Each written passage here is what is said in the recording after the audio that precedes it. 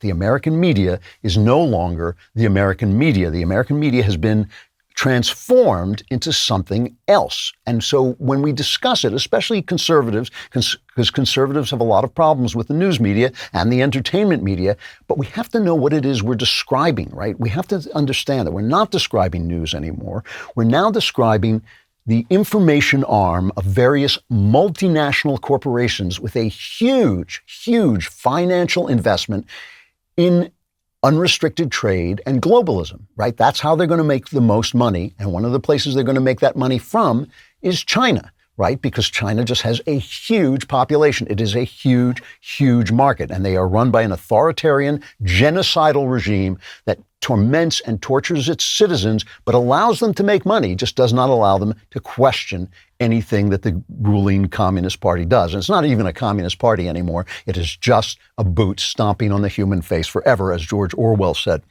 So just take a look at this for a minute, right? We're talking about the news. CBS News is part of Viacom CBS, and so is Paramount Pictures, which recently stripped the Taiwan tag off Tom Cruise's jacket in the Top Gun sequel so as not to offend China. They don't want to offend that Chinese market. This is a huge corporation with various media outlets, entertainment and news media outlets. It is not somebody sitting down and telling you the news like an old-fashioned newspaper or even an old-fashioned television station would do.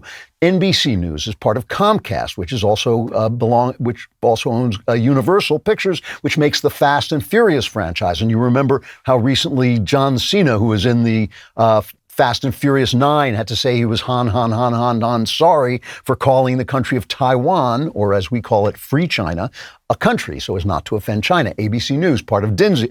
They made Mulan. At the end of Mulan, they offered thanks to the Chinese bastards who are imprisoning and killing Uyghurs and re-educating Uyghur Muslims. They also air Muppet Babies, right? They also air Muppet Babies.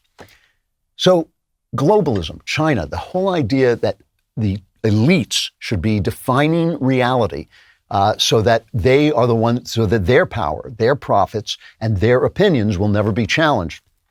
How does that affect the news? Why do I say that this is about the news media? Well, here's a montage which was compiled by Tucker Carlson that shows how the media reacted last year when President Trump called the Chinese virus the Chinese virus. The president referred to the coronavirus as a, quote, foreign virus. And I think it's going to it's going to come across to a lot of Americans as smacking of xenophobia. Xenophobic wartime Trump, where he thinks the only path now is to basically declare the virus public enemy number one, to paint it in somewhat racist terms. The xenophobia and the racism in outbreak is such a common thing, and it is incredibly dangerous. It is problematic, and it is scary, and I just really want to call that out. Why do you keep calling this the Chinese virus? Why do you keep using this? A lot of people say it's racist. It's not racist at all. No, not at all. It comes from China. That's why. So that montage was part of a major story that you were not going to hear on the news. That was Tucker Carlson covered it, but also our friend Ashley Reinsberg, who we had him on the show. He's the author of that book, The Gray Lady Winked, which he had to self-publish because nobody wanted to offend the New York Times. Here's what Ashley Reinsberg wrote in an article at the site Unheard. The article is called, "Did the New York Times Stifle the Lab Leak Debate?" The subhead was, "Were commercial relationships with China a factor?" He says, in the opening months of the pandemic, the lab leak hypothesis was actively discredited by the media and scientific establishment with anyone associated with smears as racist. This is the theory that COVID was developed in the Wuhan lab in their studies of, coronaviruses and was released into the air probably accidentally. Here is another montage from Tucker about how this story was covered last year. CDC Director Robert Redfield told our own Sanjay Gupta in a new CNN documentary that he believes COVID-19 originated from a lab in Wuhan, even though Obviously, there has been no formal evidence to support the theory. You know, the lab leak theory doesn't seem like a plausible theory unless you aggregate the biggest collection of coronaviruses and put them in a lab. The theory that the virus originated in a lab in Wuhan, China. But tonight, Dr. Anthony Fauci tells National Geographic that, quote, this virus could not have been artificially or deliberately manipulated. Both scientists and the U.S. intelligence community agree that this coronavirus was not man-made. That is not a possibility. It came from a natural source. It didn't come from a lab. A lot of people on the right love that phrase, escape from the lab, because it sounds like something from a Marvel movie or a comic book. It sounds like they're talking about a man-made virus that China was weaponizing that got out of control.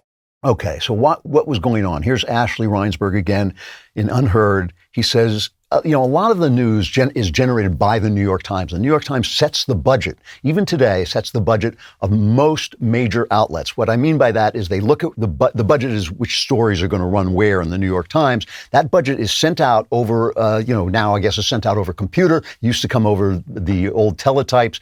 And people look at it and say, oh, that's an important story because it's going to be on the front page of the New York Times. And so it sets the budget of a lot of major outlets. And Reinsberg says the Times was the source of a lot of this disinformation pro-China. Why? He says Times opposed Trump's travel ban to and from China. The Times opposed Trump's travel ban to and from China as isolationist.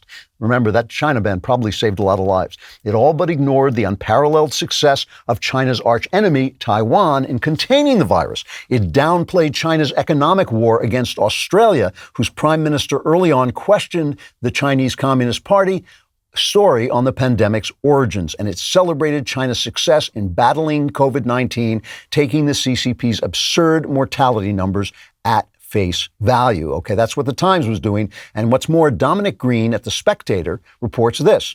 He says a top editor at the New York Times instructed Times staffers not to investigate the origins of COVID-19, according to two Times employees. In early 2020, a veteran Times employee told Dominic Green at The Spectator, he said, I suggested to a senior editor at the paper that we investigate the origins of COVID-19. I was told it was dangerous to run a piece about the origins of the coronavirus. There was resistance to running anything that could suggest that COVID-19 was man-made or had leaked accidentally from a lab. The New York Times, according to Ashley, also used zoologist Peter Daszak as a key source in many articles about the pandemic. They allowed Peter Daszak to write an op-ed about how the pandemic was likely caused by deforestation and other ecological things. They never identified the fact that Daszak is part of the EcoHealth Alliance, who are the guys who received that $3.7 million grant from the National Institutes of Health,